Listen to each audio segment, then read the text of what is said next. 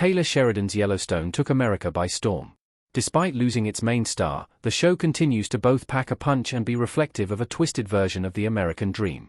The actors, the writing, and the cinematography all come together to create one of the most captivating shows on television. The way Yellowstone captures both the mystery and beauty of Montana while still allowing the characters and story, not just the setting, to shine. There's a reason as to why the show became a ratings juggernaut for Paramount+. There's even a spin-off on the way called The Madison.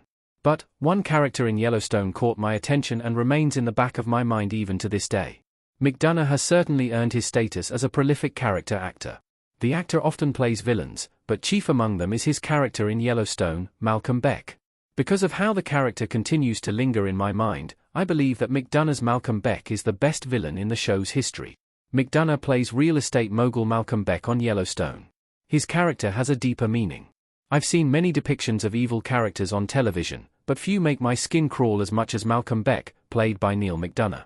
His character and his brother, Teal, are real estate moguls in Montana and are trying to undermine Thomas Rainwater's efforts to build a casino. He is also involved with white supremacist groups, making him not only scary but also a racist. Beck gives me chills for a multitude of reasons. McDonough's performance is particularly blood-curdling as his presence on screen. He's dominant and intimidating, especially in his encounters with the other characters, especially Thomas Rainwater and the Duttons. His voice is sharp and biting and his facial expressions convey a sinister nature. Not to mention, Beck's racist and violent tendencies make him a great villain. An interest in real estate only covers one aspect of McDonough's Malcolm Beck, as he has a storied history in Yellowstone. Before encountering the Dutton family, Beck served on the Liquor Board of Montana. The show emphasizes that this title brought Beck a lot of power and responsibility, as he was able to determine which establishments could lawfully sell liquor. Beck being involved with white supremacist groups makes his character even more despicable. He has connections to the Montana Free Militia and a skinhead group in Whitefish, Montana. Beck's racist nature makes sense for his character, considering that he takes issue with Thomas Rainwater, the leader of the Broken Rock Indian Reservation. Beck and his brother Teal's desire to build a casino on indigenous land mirrors how the white settlers took over native lands by force. Again, it makes sense that Yellowstone, which takes place in Montana, would want to reflect how the West was won, so to speak. The show makes an effort to depict tensions between indigenous Americans and white people through interactions such as Beck's desire to build his own casino on native land. But what makes Beck so scary is his final scene in the series.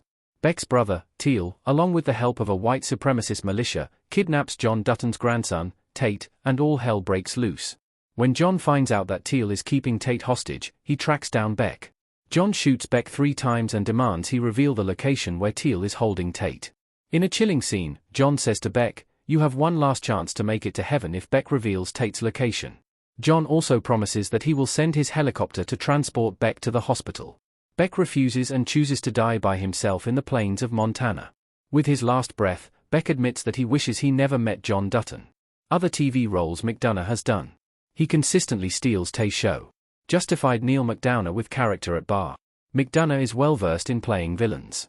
He has played the antagonist in 3 series, Justified, Desperate Housewives, and Tulsa King. His most recent appearance was in Season 2 of Tulsa King. In the Paramount Plus hit, McDonough plays a territorial businessman named Cal Thresher. His character starts a territory war with Sylvester Stallone's Dwight Manfredi. One of Tulsa King's writers spoke about McDonough as an actor, as Terrence Winter described McDonough as so intense. I feel that it's important to discuss McDonough's Cal Thresher as a character. In Tulsa King, Thresher starts out as a likable guy. He is pleasant in his interactions, but there is a threatening undertone to his conduct.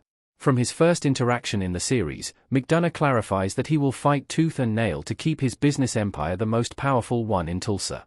Thresher is made all the more menacing because of his ties to underground crime in Tulsa.